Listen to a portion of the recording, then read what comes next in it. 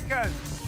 9, 8, 7, 6, 5, 4, 3, 2, 1. That's it. Tools down. Time's up. I didn't do my pickled onions. I have forgotten to put the pickled shallots. I've forgotten to make them altogether. You did the best job. You did the best job. It's all right, Rose.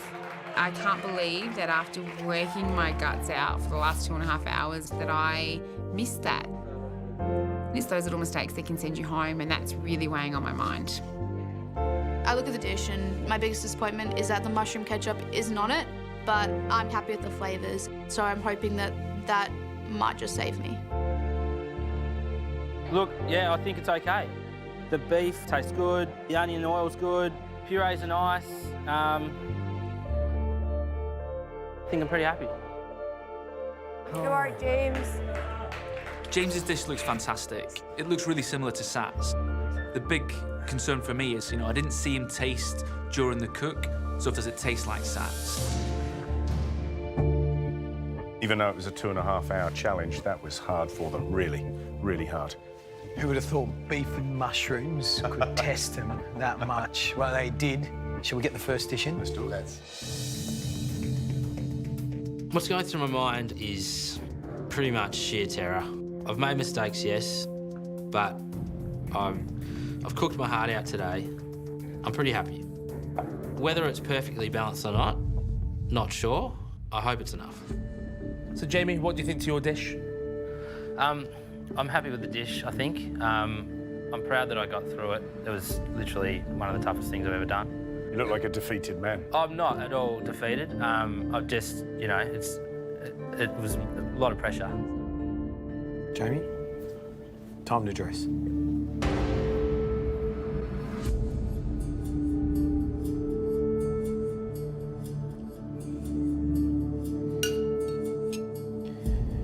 Jamie, thank you. Thanks a lot.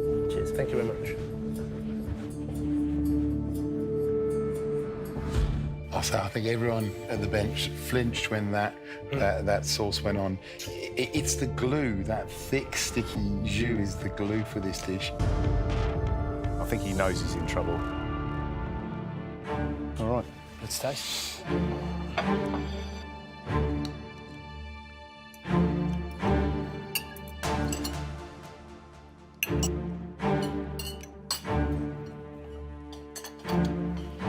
You have any Cornish on your tartare?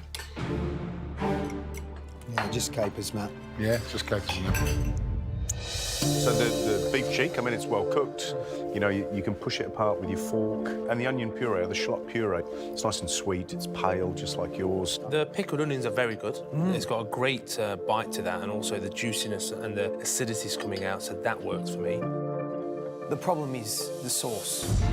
For me, that's a big problem because it binds the whole dish together. It gives it that intense flavour, and it's just runny, and obviously it's not coating and making that cheek really beautiful and yummy.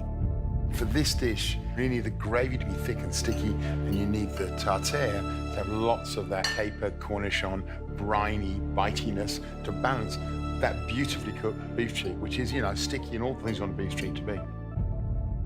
There's a couple of good things he's done on the plate, but there's some things with obvious mistakes, and potentially he could be in the bottom out of those 4. Without a doubt. Let's get the next dish in. I just keep focusing on the negatives, the missing shallots and the fact that I've put my hollandaise sauce next to the tartare but not into it.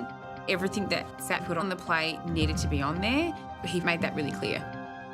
That's really, that's what's telling me that I'm going home. How was that for you, Rose? I didn't mix in the sauce with the beef tartare, so I'm just absolutely kicking myself, and I missed the pickled onions. So, yeah, in my mind, 2 pretty big things that should have happened. Were you happy with the cooking of the beef and the seasoning with the tartare? Yeah, absolutely. I was rushed with the tartare, but I actually stopped and took my time and made sure that I had balanced the amount of cornichons to the capers. I know how important it is to make sure the balance of everything is right, and I hope that I was able to do that. Rose, this is it. time to dress your plate with the sauce, and then we're going to taste. Great.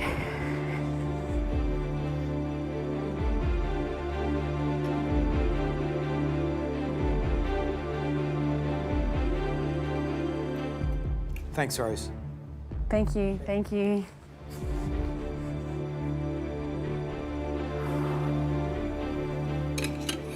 So that just looks so enticing. It's poles apart. It's glossy, it's shiny, got lovely colour. Clings onto the spoon. Yeah. It's a great sauce. Yeah. It's very good.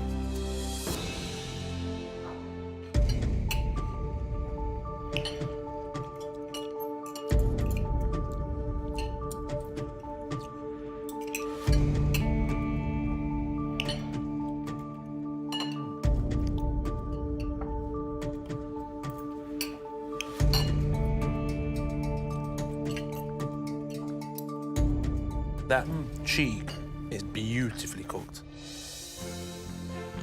It's delicious. Her mushroom ketchup is absolutely spot on. Yeah. And it's got that wonderful kind of like earthy flavour, but it also has got a lot of vinegar. So it also provides that brightness as well, which when a dish is as rich as the cheeks and the gravy, you really need it. So I think she's smashed it. I love it. There's a couple of things that are missing. She's admitted it, and she's added the hollandaise. But you know, they're forgivable. Yeah. Absolutely forgivable, because that is a delicious plate of food. I'm feeling really nervous. I don't have my mushroom ketchup. I'm just hoping at this point that the sauce saves me.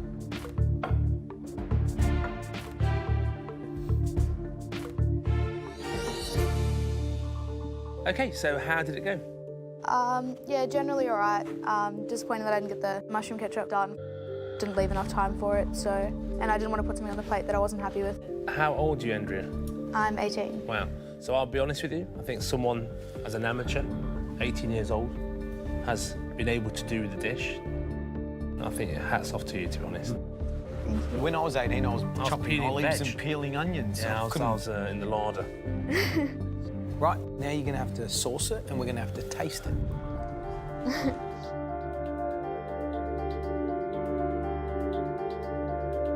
Well, that's better. The consistency looks all right. You happy with that? Yeah. That looks good.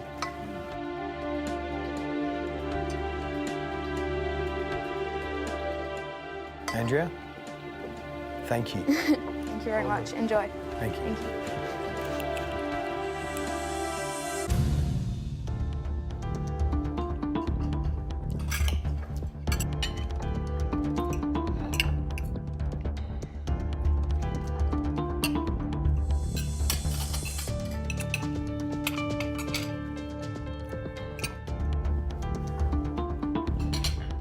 Beef is lovely, the tartar's well seasoned, the sauce is amazing. That's absolutely the best so far, I reckon. I love it.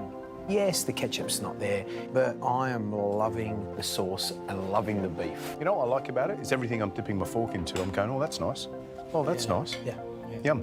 Someone who's thinking, Yeah. you know, thinking about what they're She's cooking. almost got the ethos. Yeah. She got the ethos from the dish, and I think she's nailed it. She's done really well. For someone of 18 years old to cook a dish as complex as we gave her today, I'm a bit flabbergasted.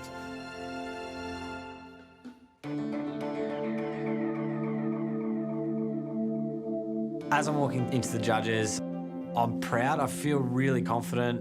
At the end of the day, everything's on the plate, so the dish should balance.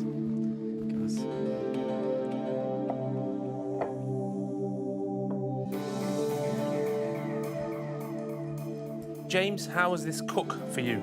Yeah, I'm really happy with what I did. I feel like what is there, sitting there, is the absolute best that I could have done. I feel like I really gave it my all.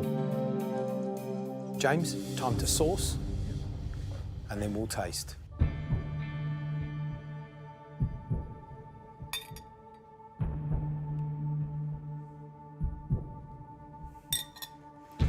Thank you. Thanks, guys. Enjoy. You can I say, I reckon, I love the way he's clustered all those elements around those little kind of rocky outcrops of beef cheek. It's got a really nice rhythm, that dish. It looks really good. Right, shall we taste? Yeah.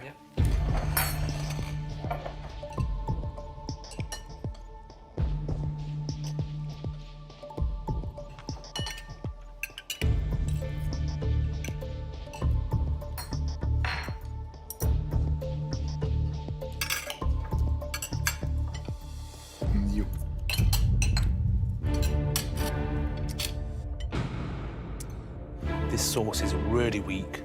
It's just like flavoured water.